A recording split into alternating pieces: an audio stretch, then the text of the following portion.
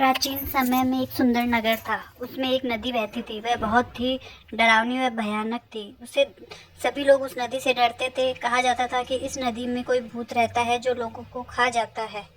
पर वहाँ गांव में एक रामू नाम का लड़का था। वह बहुत जिद्दी स्वभाव का अड़ियल था। वह अपनी माँ से कहा, माँ मैं एक दिन इस नदी में नहाऊंगा। उसकी माँ ने उसे समझाया पर वह नहीं माना।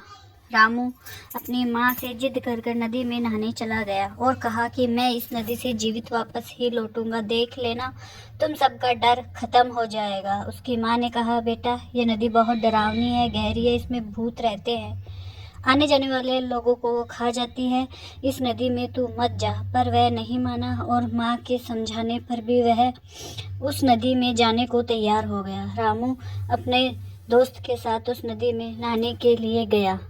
अपने दोस्त से कहा, देखना मैं इस नदी में नहाकर जिंदा वापस आऊंगा और तुम सबका डर खत्म हो जाएगा। उसके दोस्त ने उसे समझाया कि रामू यह बहुत खतरनाक नदी है, इसमें मत जा। पर रामू अपनी जिद के कारण उस नदी में गया और किसी का कहना नहीं माना। थोड़ी देर वह नदी में कूदता रहा, नहाता रहा तो उसे बहुत मज़ा आया। पर उसे थोड़ी देर बाद लगा कि किसी ने उसे जकड़ लिया है। वह जैसे ही पीछे मुड़कर देखा तो एक जलपरी वहाँ पर थी। जलपरी आधी मछली और आधी इंसान के रूप में वहाँ मौजूद थी। उसने रामू से कहा, रामू ये मेरा नदी है। रामू ने कहा, तुम कौन हो? उसने कहा, मैं जलपरी हूँ और ये मेरी नदी है, मैं इसकी मालकिन हूँ। इस नदी में जो भी कोई आएगा मैं उसे मार दूंगी।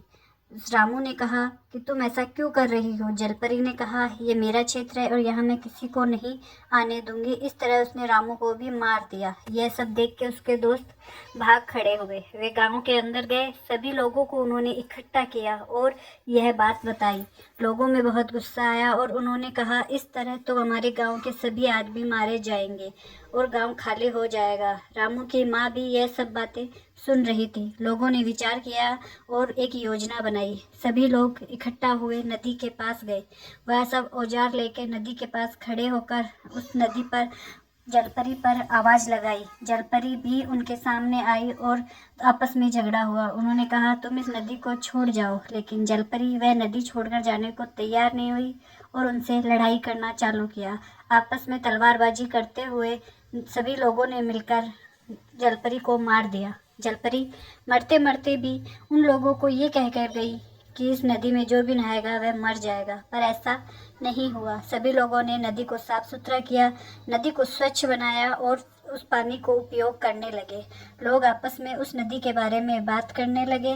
नदी के पास जाकर रामू की माँ रामू से कहने लगी, अगर तुम आज जिंदा होते तो कितना अच्छा होता।